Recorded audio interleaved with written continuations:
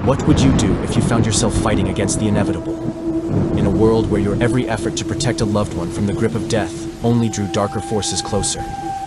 This is a story of love, loss, and the lengths to which we go to hold on to those we cherish, even when facing the unimaginable. Before I start telling you the most horrible story ever, don't hesitate to follow and comment, what would you do? While sharing a tender moment with my mother in her hospital room, we discussed the moon and its non-existent oceans, a conversation that sparked hope amidst her battle with cancer.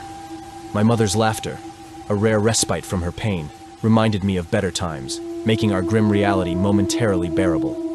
The decline in her condition was evident as our visits from the doctor became less frequent, a sign that we were nearing the end of our journey together. My protective nature intensified after losing my father, leading me to humor, our doctor's playful banter about taking my mother dancing, an attempt to lighten the heavy air, the mysterious talisman I placed by her bedside, inherited from my grandmother rumored to be a witch, seemed to offer a glimmer of hope, however fleeting. An urgent conversation with Dr. Bradshaw confirmed our worst fears. The cancer was spreading aggressively, leaving us with little time and fewer options. Overwhelmed by despair, I refused to accept the looming finality of her diagnosis, instead turning to my grandmother's arcane artifacts for a sliver of hope. Determined to fight against the inevitable, I transformed our home into a fortress against death, employing rituals and wards described in a mysterious red book. My efforts extended beyond traditional methods as I meticulously etched symbols and placed talismans around our property, a testament to my desperation and love.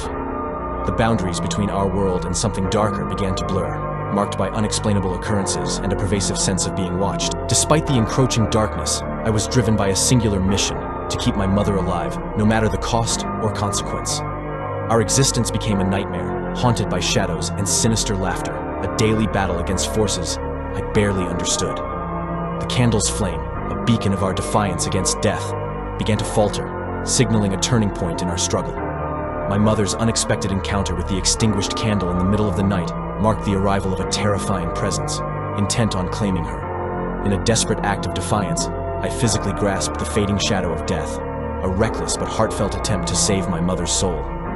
Transported to a surreal starscape, I confronted the embodiment of death, a creature of starlight and shadow, and pleaded for more time. Faced with the harsh truth of my actions, I realized the pain I had prolonged in my attempt to keep my mother from death's embrace.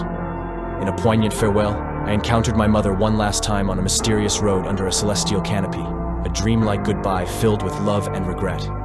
The legacy of my actions was a haunting solitude, a house stripped of its makeshift defenses and the heavy weight of my choices.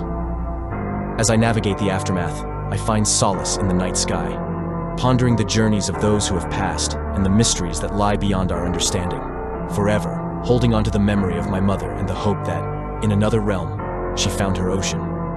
In this tale, the journey through grief and the fight against the inevitable led to a deeper understanding of love, loss, and acceptance, a reminder of the power of our connections and the inexorable march of time. Be prepared, because the story I'm presenting to you tomorrow will surprise you.